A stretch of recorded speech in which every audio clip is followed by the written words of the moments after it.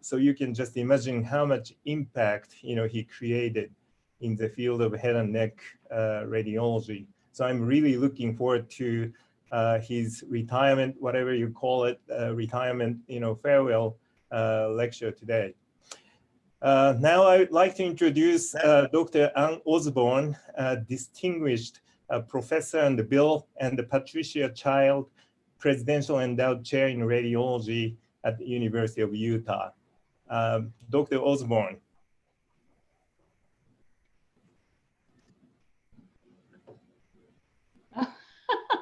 We lost her for a minute. I think you're muted. Yeah. Annie, it's you get to do the official introduction. Okay.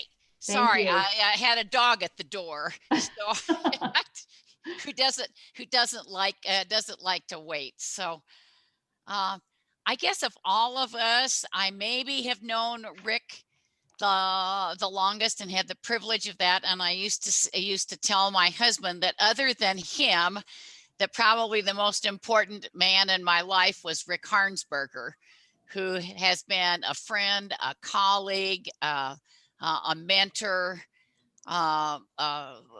co-author, you name it, he's done it. I think we all owe Rick a great deal in many different ways. And what I think I owe him most is not his expertise and his organizational skills, the fun that we and the fun and the stress, and then everything turning out fine with founding Amyris's all of those years ago. It was watching Rick as a person when he was our section chief and then a senior colleague, and watching him really mentor and nurture. I think Rick was one of the most nurturing men that I have ever known in my entire life, on a par with my late husband. We used to call him Mr. Mom, because in many respects, he was a co-parent of everybody in the neuro section. You all know his accomplishments. I don't need to, professional accomplishments, I don't need to outline those. But what I want to do is basically, in a sense, bear my testimony to the life, the example, and the friendship of Rick Harnsberger. Thanks for the privilege of saying a few words at the beginning. Okay, I think it's mine, huh? Yeah, it's yours, Rick. All right, so it's a picture of my village to start. And you can guess from this picture that this is not going to be a typical lecture. I have a small section at the end that's for radiologists that might appreciate a little bit about the head and neck imaging ideas that came out of my generation, which I'll call us the second generation of head and neck imagers. But a lot of this is about all the good luck I've had over a lifetime, but specifically in my field and in my personal life. So let's just move on into it. This is the last lecture. It is my last lecture, but I'm not dying. In fact, I'm really hoping to live a bunch more as a unemployed, retired person, so that Janet and I can spend time traveling the world. Enjoy your workout. You need to get post-vaccine, and I'm looking forward to that as well. And so what does a lifer academic talk about for the last time? I looked at all the talks, 40 or so talks I had in my file, nothing's fit. So I decided to just craft up something. It is a last lecture in the first lecture, and it won't be given again. But I decided to focus on the lucky and a little bit on the not so lucky things in my personal life and that affected my life and career.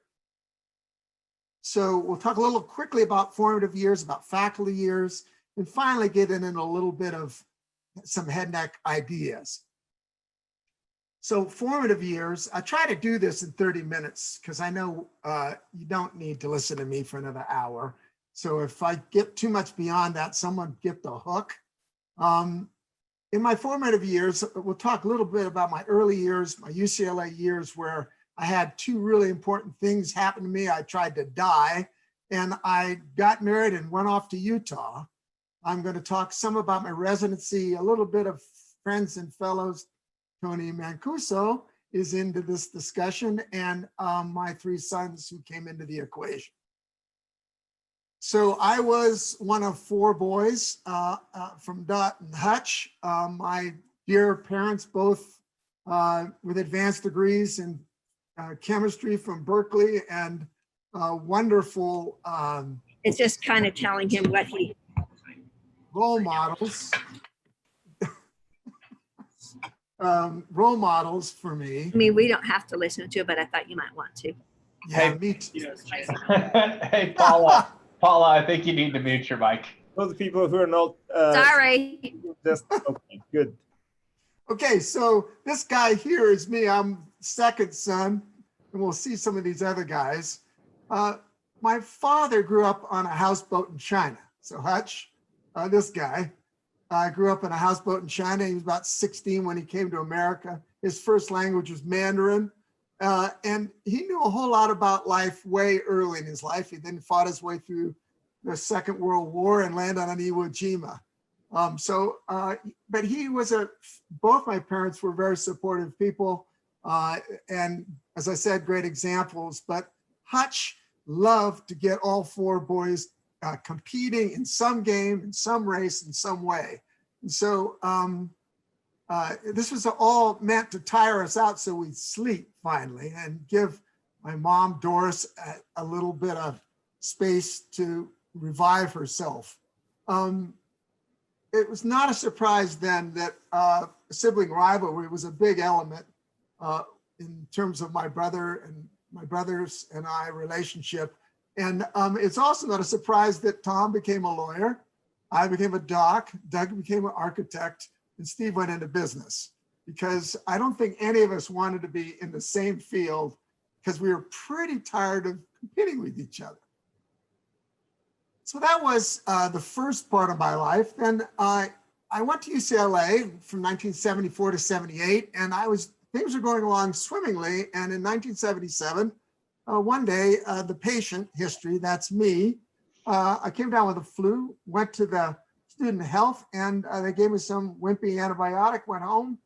And my wife says that the last thing she said to me, Janet says, that I said to her was expressive aphasia. Then I went completely mute. She dragged me seriously physically into the ER. I had papilledema. They did plain films because they only had an ME scanner at that point. They were read as normal by the radiology department. Audrey, the chief resident of the medical service I was on, reread them, thought they were abnormal in some way, and called Bill Hennefy, of all people, who was a professor of head, neck, and neuroimaging, in from home. He read it again and diagnosed with her this fluid level in my frontal sinus. And I had surgery that night and subsequently ended up in a coma. Anyway, these are not my images, but those of you who are not docs, here's a maxillary sinus with fluid in it. This is what's called an OMU pattern of obstructive sinusitis. My frontal sinus was also abnormal and infected, as was my ethmoid. And you can see air in the soft tissues on my forehead. This is on my images, but on this patient's images. And this is my MR when, actually my CT is how they diagnosed it, because we didn't have MR. But this is a subdural empyema. For those, again, of you that are not medical, this is pus on the brain.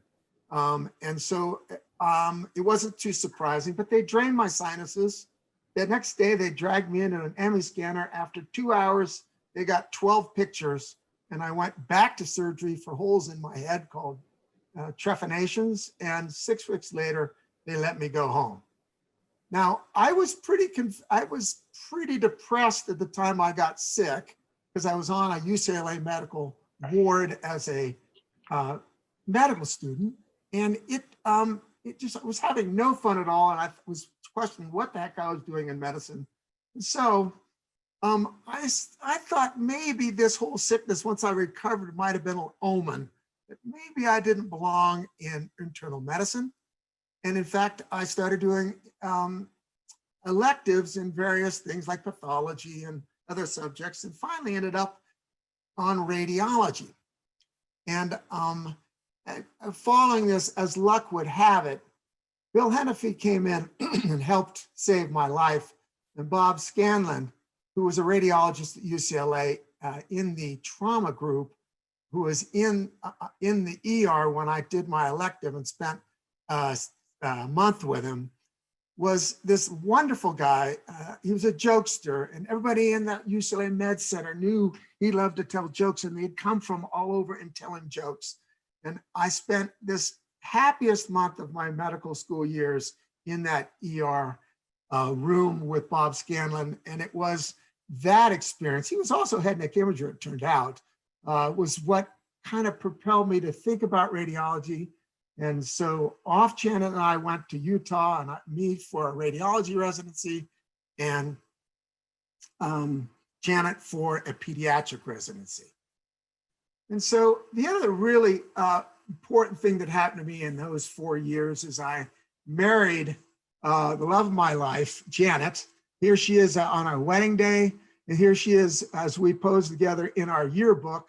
And here we are with a group of friends. Here's Bill Dillon, if any of you know him, who is still a friend, who's at UCSF, but did the radiology residency with us with me. Janet was a professor of PGI and has already retired, which makes me feel bad and like a loser in time for me to retire, because was having a marvelous time until COVID came along. It's a little harder now. But she's a clinician extraordinaire. She's a keeper of our culture. And as it's said, except quite a little differently, in front of every successful man is a more successful woman. And that's certainly the case in my life. I just show this picture because I spent one of two couple of weeks in Uganda with Janet, but she was there 2 different summers trying to help them post-genocide recreate a pediatric residency. And these are all pediatricians who are finishing up, and they were taking their exams. And she was there as part of a United Nations group of physicians trying to understand if the tests they were giving to graduate these people were fair.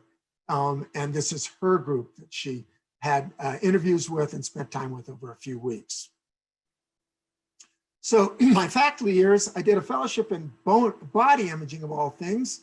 And in 83 to 85, I did a faculty fellowship with Ann Osborn. We'll talk about that. My first lectures were a complete mess in my first couple of years, and we'll talk about that. And finally, I was an instructor, assistant associate, and full professor at the University of Utah, and I was head of the neuroradiology section. My generation, the second generation of head and neck imagers, spent most of their careers trying to help create terminology and demystify the head and neck imaging area. Now, this is what happened to me in my first couple of years. My body imaging fellowship, Tim Lee, who was a dear friend and my first mentor, taught me that it's way important to be excellent at your craft, but it's also important to have fun. And during that first year, he and I had a ball working on papers and teaching and doing clinical work. And it was that kind of joy that I had in my profession that came from Timmy Lee that helped me make the decision to stay in academics. The second person I'd like to mention is Tony Mancuso, my second mentor. And he came from UCLA and became a faculty at the U, and he had done a body imaging fellowship and some neuroradiology. And so the CT had just shown up in our shop, and I called on him to help me read some of the CTs I was seeing in body imaging. And but I also noticed he was an excellent academic. And so I started writing papers with him. I started going to his voluntary 6:30 a.m. head and neck case conference. For all of you who know of that, that's where this came from, except we moved it to 7 after Tony left. I got a passion from Tony for the field of head and neck imaging. And I asked Tony how he was getting so many papers written, and he said, if I was going to have a successful academic career, I needed to use extra time, if there was any, to work on my career, at least in the first few years, to get it up and off the ground. And it was an incredible piece of good advice that I followed along. The other thing Tony did was he created a need for head and neck imager at the U, because he helped kind of turn the clinicians toward how we could help them, and was giving them excellent information. And they began to understand we needed this as a subspecialty of neuro at the U. After that, I went over to the VA, and as actually a neuroradiologist, even though I was just a head and neck radiologist, and I realized immediately I needed a lot more teaching. So I asked Annie if she would help me do a 2-year faculty fellowship. You can't do this anymore. Obviously, you got to do official things, but this was, and she said, sure, just bring all your question films that you don't understand, and once a weekend. So I would trundle over a big pile of CTs and other images, myelograms and stuff, and we put them up on a rotator, and she'd review them every week. And over 2 years, I felt like I learned my craft from her. I also thought I learned a lot about how to lecture, how deep you needed to go to be a teacher, how good you needed to be a useful clinician from Anne. And that time spent with her has created a lifelong friendship that she mentioned. And I've always been happy that I had the great good fortune and good luck that Annie was willing to do that with me. So I covered the neuroradiology service at the VA and then came back over to the U. When I arrived back at the U, Tony Mancuso had moved on and headed to Florida. There was this big, not big, but a definitely sizable hole in the clinical coverage of head and neck radiology. And the then head of neuro came into my reading room in body imaging and head and neck imaging, in body imaging, and said to me, you know all about that head and neck stuff, don't you? And I didn't, obviously. And he said, why don't you just be the head and neck imager? So I walked into Dave Bragg, our chairman's office, and said, Dave, I've been promoted as a head and neck imager. Does that mean I'm a faculty? And he said, sure. So I became a faculty and doing the head and neck. Then I got the fellowship from Osborn. And when I came back to the U, I was reading all the head and neck and doing neuro as well. Jim Parkin was the head of otolaryngology at the time. Tony had left. I was 500 miles from anybody who knew anything about anything in head and neck imaging. And so I asked Jim if he'd abide by a 3-question rule when he would order exams in head and neck imaging. And he said, what's that? I said, you can ask me 3 questions you want me to answer, then you need to leave and you can come back tomorrow. And so every day and every evening, I'll do reading about these cases and try to learn about what the heck you could see in a temporal bone or in the neck or in the face. And he'd come back and I would try to answer. And sometimes I could and sometimes I couldn't. But he and all the rest of his faculty played with me. We learned together, and I learned my trade literally from the surgeons, just as I think Tony did in his tenure at UCLA. And it was their questions that drove what I looked at, and it made me into a clinically oriented head and neck imager. And I've always felt that Jim was instrumental in giving me a chance. And out of this interaction, what Tony had created grew further into an enlarging head and neck service. But during that time as well, the better thing that happened to me was that well, a great deal of help from my wife. I had 3 boys. We had 3 boys. And here they are. It's Dave and Dan and Dylan, and now as grown men, obviously. Dan here with the wife of Janet and my dreams, Danielle, and their first child, our first grandchild, Rowan. Here he is, intimidating a cat in the wild bird seed store, and a granddaughter on the way. And given that I'm from a family of 4 boys and I had 3 sons, this granddaughter is going to get some very special treatment from Janet and from me. So that takes me to a little bit of information that I'm going to throw around just for fun, as some of the ideas that my second generation of head and neck imagers developed. And as luck would have it, when we arrived, there was something written, but it was a huge tabula rasa or blank slate in the literature. So all you had to do was make a mistake and figure out why, and you could write a paper. It was a wonderful stroke of good luck to arrive when we did. And also it was driven by, when you tried to give a lecture, it seemed like you couldn't really, there wasn't words to use to explain what you were seeing, and they were just in development. So you could jump in and study anatomy from the cross-sectional anatomy books and the abscess locations in the head and neck surgical literature, and you could get a sense for the natural spaces or areas of the extracranial head and neck.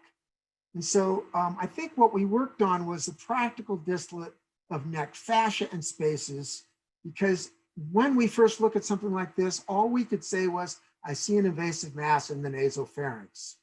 And that's not helpful in most cases, especially if someone's thinking about surgery. And instead, we developed the concept of spaces. Nasopharyngeal mucosal space is seen in an invasive mass of the parapharyngeal, parotid, retropharyngeal, and perivertebral spaces. So there's a lot going on here that we needed to develop terminology for.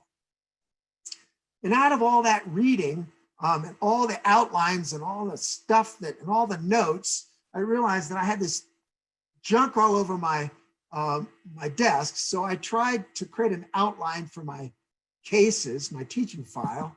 And out of that fell a table of contents, and out of that fell a textbook.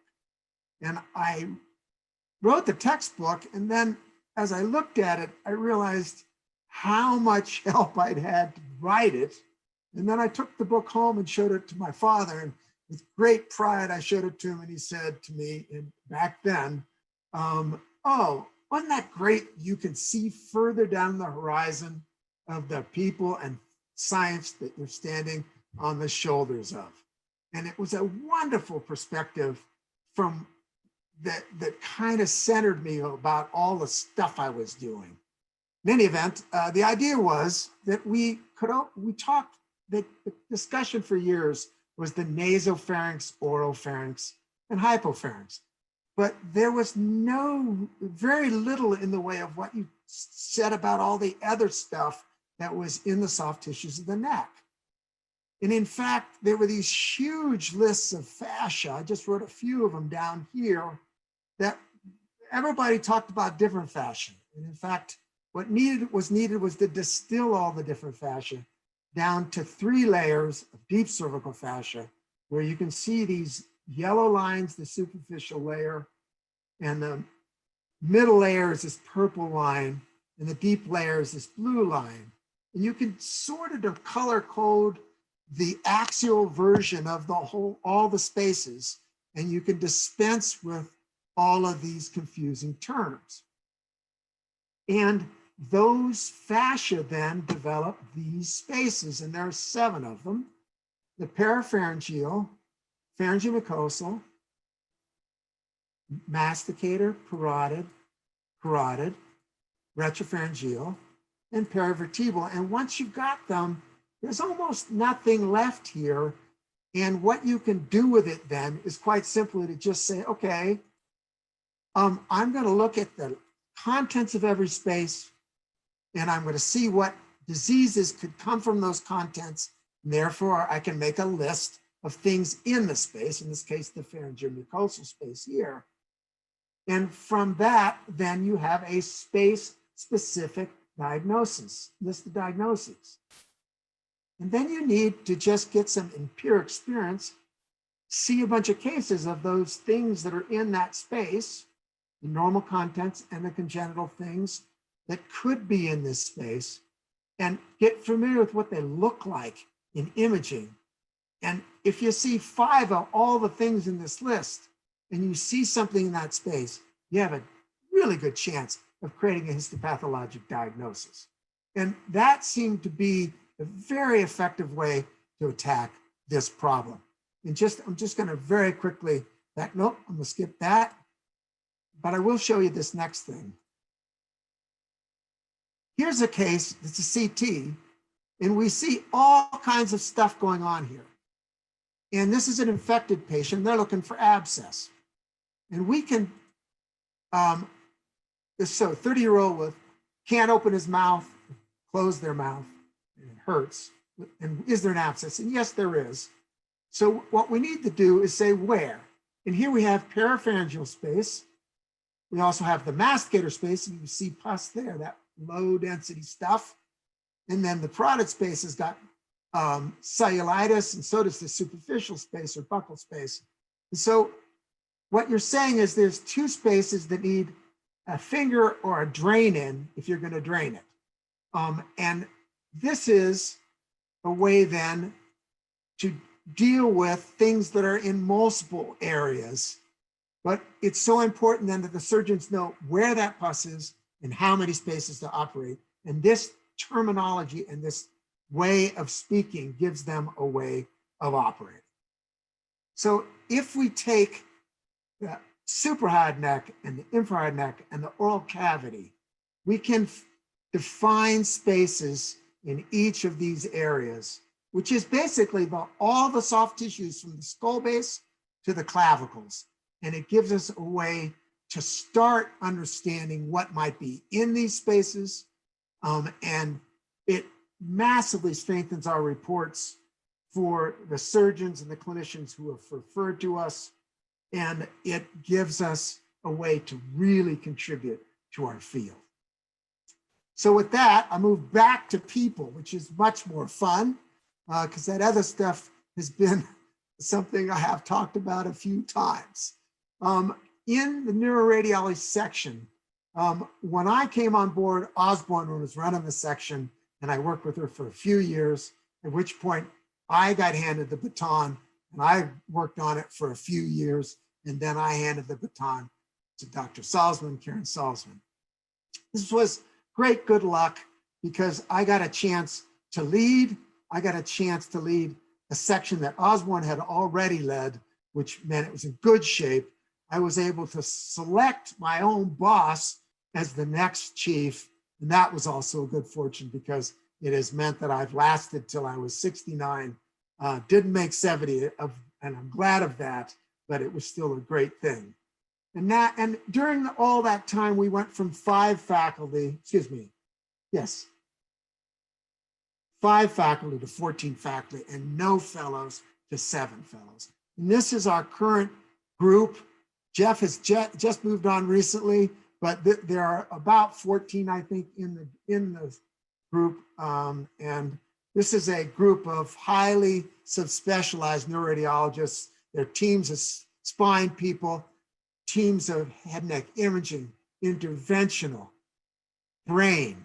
And so it's, we don't step on each other's toes. Mostly we seem to like each other fairly well, and we've coexisted and grown as a group. Just to give you an example of that, in the last couple of years, the section voted for and created a neuroradiology research fund. And all of us have contributed to this, again, are still in some way contributing to it. And we use the fund to provide internal research grants to MDs and PhDs in neuroscience and neuroimaging, head and neck imaging, spine imaging, et cetera. And it's a cooperative effort, and it gives people a chance to test their hypotheses and, buy biostatistics time or scanner time or whatever.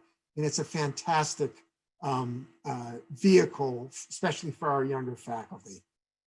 Now in head neck imaging, Tony Mucosa was in charge. When he left, there was a void. I got a great boost out of that and interested surgeons and clinicians. And then here I am with Rick, and then Rick Wiggins took over for me. And as I'll say in a second, has advanced our situation in head and neck imaging significantly. So Rick took over, he grew the clinical service and the conferencing service significantly. He's enlarged the international reputation of our subgroup of interested head and neck imagers, and has just done a terrific job of leading head and neck imaging. And today, we're starting in 2021, we were going to have a Center of Excellence in Head and Neck Imaging, led by Rick, with Yoshimi Anzai and Blair Weininger in it. Blair just joined us. Yoshimi's been with us for a few years now. We have 2 past presidents that will be in of the ASHNR that will be in this effort.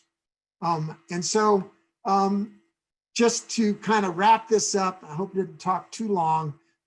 Here I am with Rowan, my grandson. When recently Rowan walked up to me and tried to give me a big hug, and I stepped back because he's in a preschool and I'm not 69 and I really want to live to the post-COVID world.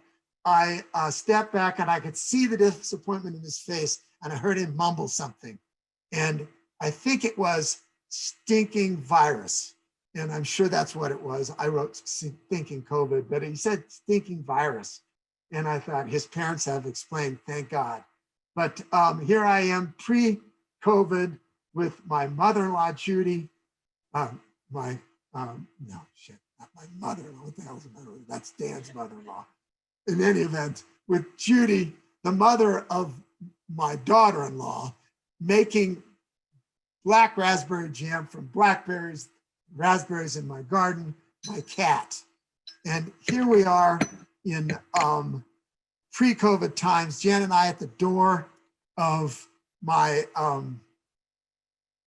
of a house we built for Habitat in Prince Edward Island on a First Nation island there. Here we are in Patagonia, and here we are leaving our university on platform 9 3/4 and headed into the unknown in a post-COVID world. And if I can get this out, popping a cork, and I didn't get champagne all over myself, I want to say, if I can, thank you to all the people that have been in this show, in this lecture, in this time.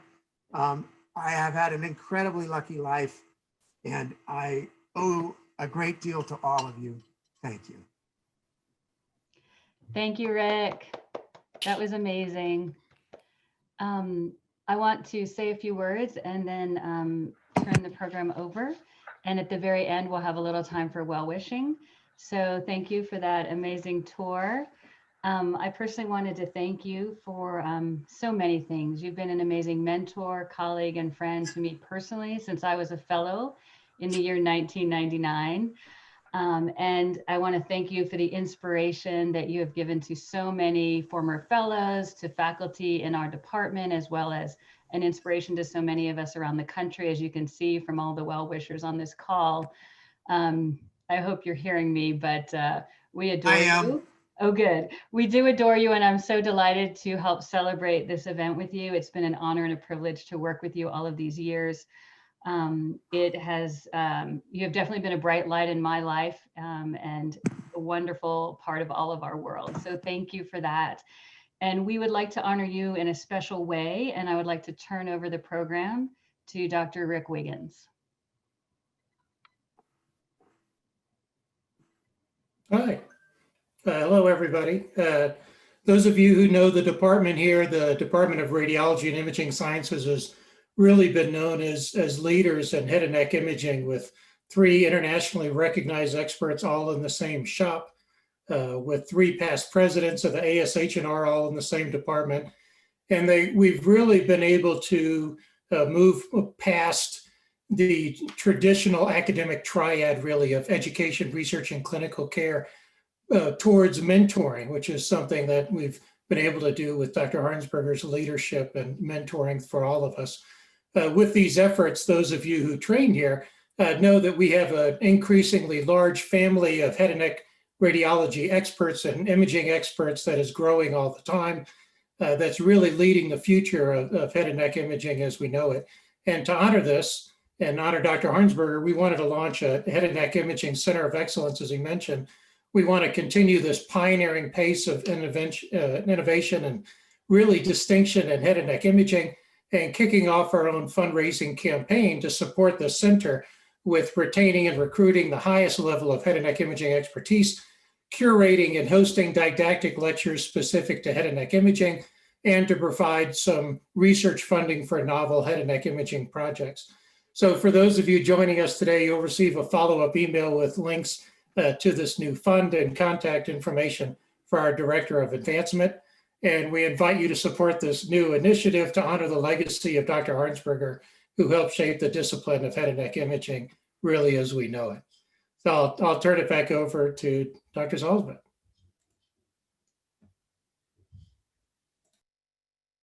Thank you so much, Dr. Wiggins. At this point, I wanted to open it up. I know there's a lot of people who wanted to wish our dear friend and colleague, Dr. Rick Harnsberger, a lot of well-wishing. Feel free to work in the chat box, but if you'd like to say a few words, you can unmute yourself and say hello. I know he'd be delighted to see a lot of these faces if you're able to show your face. I understand in COVID, that's not always possible. But please, we welcome your comments. And Bill Dillon, I see you there. Do you want to wave hello and say a few words? Hey, Ricky. Hey, Karen. How are you? Hey, Billy. You see me? Hey, Ricky. We see you. Well, just I want to add to the congratulations. What a fantastic career. And my dear, dear friend, I wish you guys so many wonderful years ahead of having fun and more travel in the future. And I just want to let everyone know that it was almost 50 years ago, like 40 something years ago, that I met Rick and Janet in medical school. And we had such a fantastic time there. But most importantly, Rick was responsible for my becoming a radiologist. I was an internist, internal medicine intern, and I wasn't having much fun. And about halfway through, I was talking to Rick on the phone, and he said, "Hey, someone just dropped out of our fellowship or our residency in radiology. Why don't you come down and see Utah and meet Dave Bragg?" And I didn't know what the hell I was going to do, so I said, "What the hell? Why not?"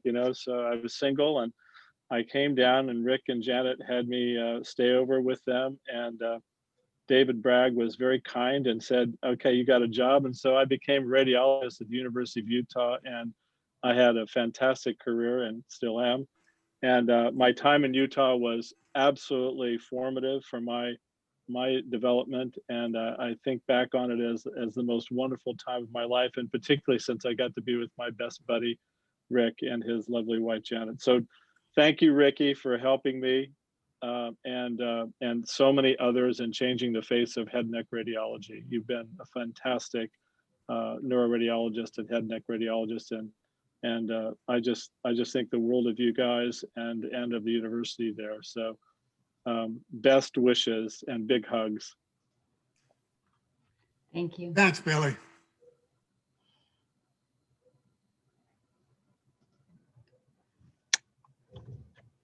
Awesome. Thanks for I'll say being here. something. It's Larry Ginsberg. Rick, I just want to say that, when you're a junior person and just starting to get involved in the society, having the approval or acceptance of somebody that you regard as legendary in the field is extremely important. It means you are doing something right. And I said it on the chat, but I just want to thank you for accepting me as one of the gang many years ago. And it was a big boost, a big help to me as I was coming up. Good luck. Thanks, Larry. Rick, hey, this is Akshay. Congratulations. It's been a while, but I look forward to seeing you at Jazz Fest sometime in the future. But I speak on behalf of the 10 fellows that were around me. The impact you had on our lives was significantly greater than anything to do with radiology. And don't ever forget that, because I learned a lot about relationships, about people, about things that are much more important in life, and I owe that to you, so I appreciate it. Thanks, Akshay. Yeah, I want to chime in too. Thanks, Rick, for everything you've done as a mentor and a friend. And I think you kind of crystallized the post-radiology second chapter for a lot of people in exercise, travel, and service. And I think when you kind of helped a lot of things click for so many people in non-professional settings about how to be a great human being. And so I thank you for that.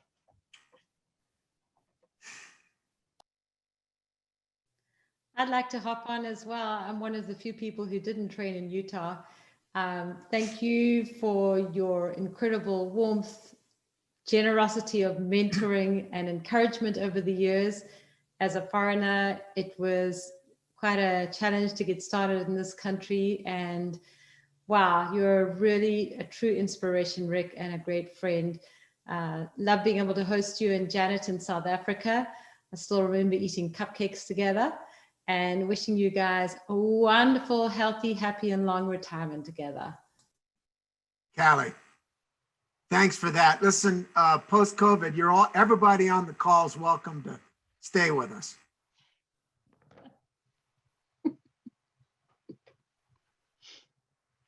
When and where? What do you mean where? I got a guest room in the back side of the house now. As soon as I get the vaccine, I'm coming. All right, great.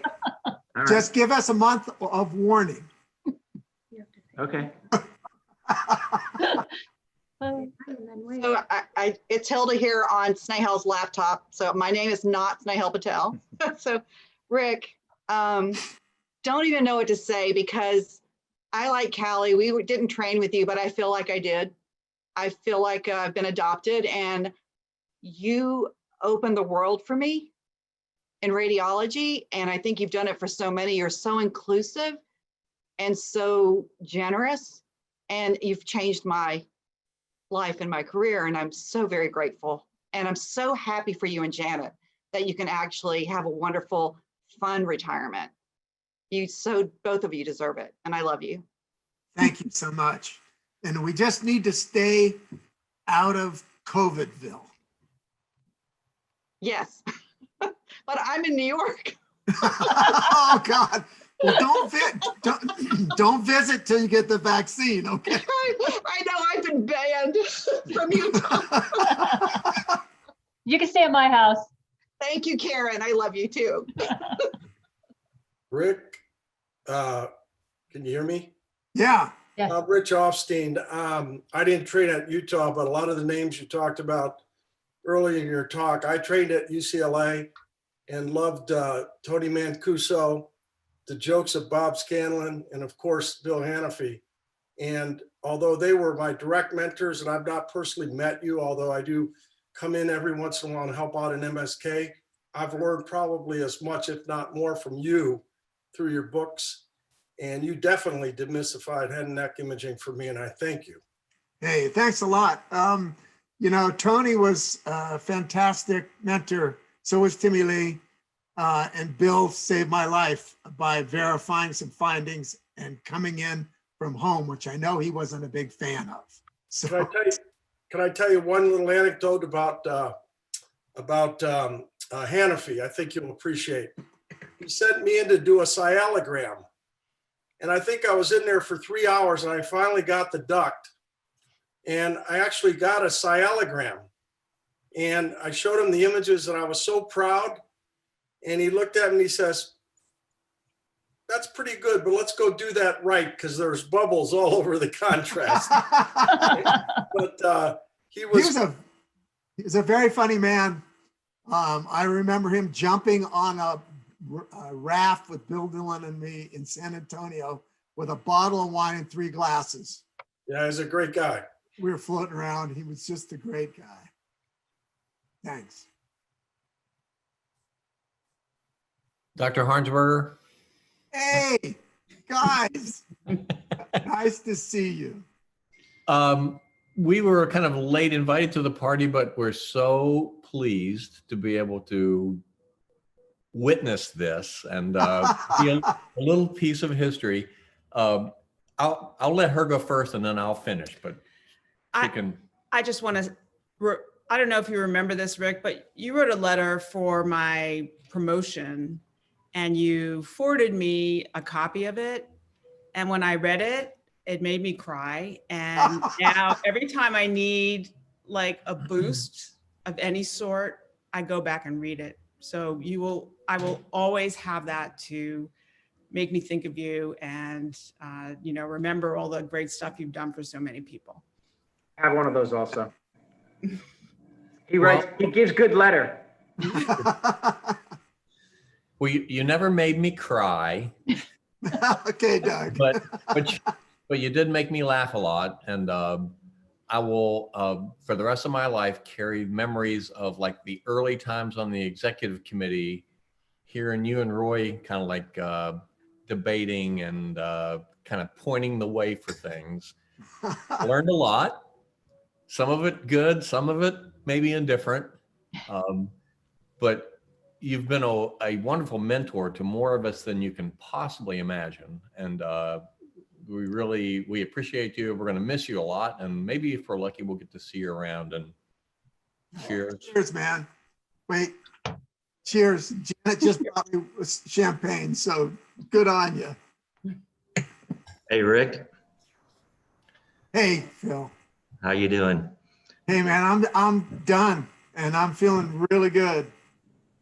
Well, I got to be careful of uncorking a lot of things I'd like to say, but there are a lot of great stories in dealing with you. But I think for me, just to sit back and absorb all the faces and the people on this call, there's so many people just on this call alone that I feel connected to, that I admire, that I love, that I care about, and that were super important in my career and helping me through my career. And it all started with the nucleus around you and those relationships. So I think that's what I'm most impressed by, and that's what I feel most strongly at this moment, is just all the connections that you were able to help make for me and a lot of people on this call. So it's very special. And you know, I love you, and congratulations on your career and your retirement.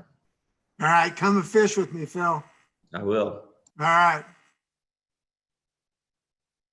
Hey, Rick, it's Chris Mosier. Sorry, my video is a little whacked out here. That's probably better that way. It's the backdrop. Right. Well, that's where you have to come visit me. Okay. Well, again, I can't summarize. We will, if we can. Yeah, I do. You know, everyone has said everything that I feel. Most of all, thank you for adopting me, particularly from those of us who really come from the way left field. You've just really been an inspiration, and you're the ideal to which we all achieve and desire to achieve, certainly professionally, if not personally. You just are a superb human being. So I really, really am excited that you're going to get to enjoy time with Janet and have fun, and come visit us there. Where is there? That's in northern Michigan. Wow, that's up on the lake, huh? Yeah, it's right on Lake Huron. I remember you said you had a place there. I hope we get there. Do. It's just a wonderful place. Okay, well, I'll have to check with the boss. Right. She doesn't have to get on a boat, but you can just watch them from the shore. Yeah, no, well, anyway, that's a wonderful invitation. Thanks, Chris. Sure. I think Rowan wants to say something. Hey, Rowie. Love you, Pops. Oh, hey, man. Love you too. You gonna come over this weekend? What did he say? He wants to know if you're gonna come over this weekend. Yes. Please come over. That's great, Rowie. All right. Say congratulations, Pops. We love you. Oh, bye, Rowie. Love you too. Nancy. Yeah. Hey, Hi, Nancy. Rick. Hi, How Rick. are you? I'm It's hard fine, to follow. thanks. It's hard to follow your grandson, but I just wanted to pop in and like everyone else, just tell you how appreciated you are. And again, even though I never got to directly train with you, by the transitive property of training with your buddy Bill, I feel like very close to you, and that I got to know you in so many ways. And again, the influence that you have exerted over all of us is so profound. I still have, you know, that first little gray handbook, and then the green handbook, and then all the big volumes, you know, sitting in my office. And I looked at them so many times, and everything, you know, everything that you said, it was like an incredible pearl, and so useful and so wonderful. And just thank you so much from the bottom of my heart, and enjoy your retirement. You absolutely deserve it. And the rest of us sort of, at least some of us, can't wait to follow you. It's a good. So thank you for taking the leap and inspiring us in not just head and neck radiology, but maybe the next phase too. Well, Janet's absolutely proven commodity when it comes to how to retire well. And so I have a great trail to follow right up behind her, and we're off. Yeah. Good luck. Thank you. Thank you, Nancy. Take care.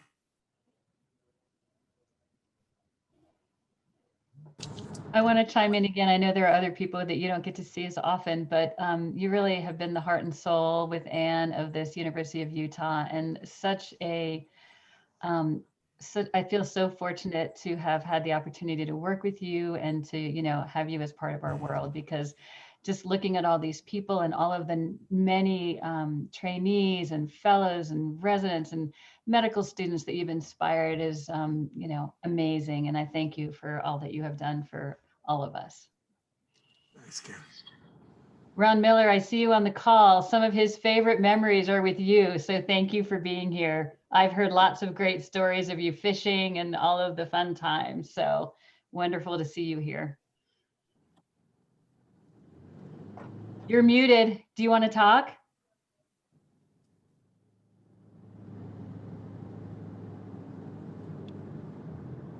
Okay. Thanks, Ron. Yeah, my speaker broke, so now I'm using the computer and the phone and easily confused. Hey, Ronnie. Perfect. Hey, Rick. Hey, I wanted to thank both you and Ann Osborn for how much you gave me for my professional career. And as you probably remember, Rick, that was a time that I was transitioning from a practice that was pretty focused on monetary gain and not so much on the fun. And you and Ann made a tremendous difference for me. And also, more important for me has been the friendship we've developed.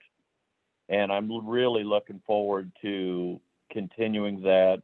I'm looking forward to our trip to Mongolia this summer. We'll have a great time. Thank you for all the friendship. Feeling is mutual, Ron. Thank you.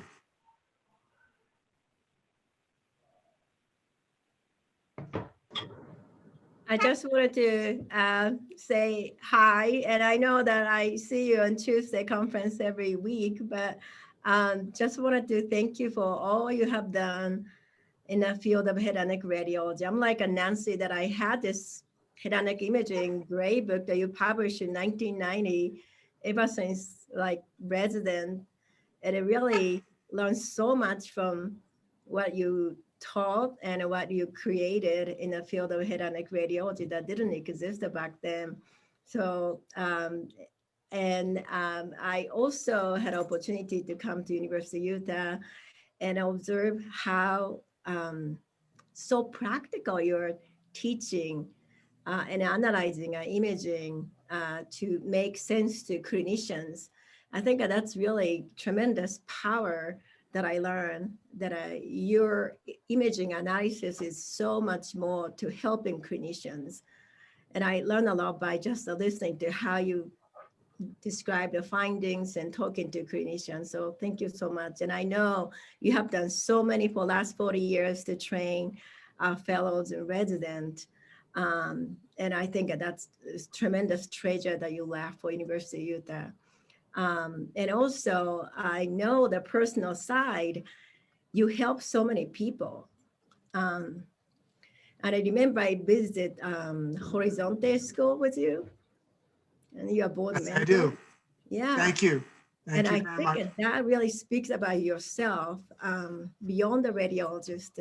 As a human, you're helping a lot of people who are unfortunate. And I think being able to see your side of the kindness and humanity, I think I will treasure that image for the rest of my life.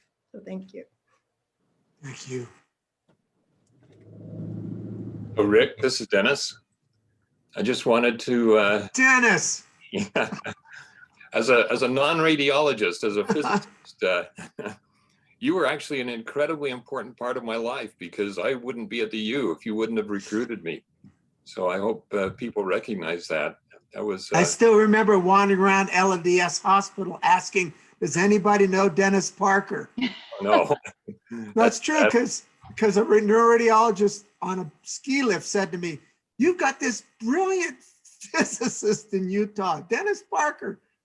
Where is he? And I thought, I never heard of him. So I went and found you, and you came, and it was fantastic. Well, it was one of the best decisions I've ever made, and I really appreciate that. And I have a Rick Harnsberger letter of recommendation too, and I treasure that. They're incredibly well written and just very kind. So thanks, Rick, for everything. Thank you, Dennis. You're a great guy. I appreciate it. We have about 2 minutes. I don't want to leave anyone out if they want to say something. Hey, can you hear me? This is Tony Mancuso. Hello, Tony. Thank you. Yeah, I'd like to, hearing the testimony on behalf of Rick brings one major thought to my mind, and that's he's done an extraordinary job of carrying forward Bill Hanafy's legacy. And with regard to the emphasis on our providing meaningful information to clinicians, but also in carrying out Bill's legacy of his personal warmth and dedication and helping and caring about people. So it's really nice that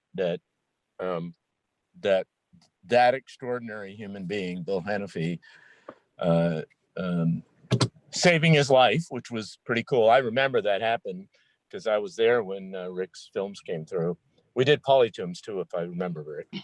Yeah, I was out of it. Yeah, you were in an ICU bed. But that's essentially hearing all the testimony. Whenever I have an opportunity, I give thanks to Bill on a daily basis. And I think a purposeful life that Rick has led does honor to Bill's life. And I thank you for that, Rick. Hey, Tony, I'm so delighted you're on this call because, you know, it was that crazy 6:30 a.m. conference that Bill and I attended voluntarily. What the hell was the matter with us?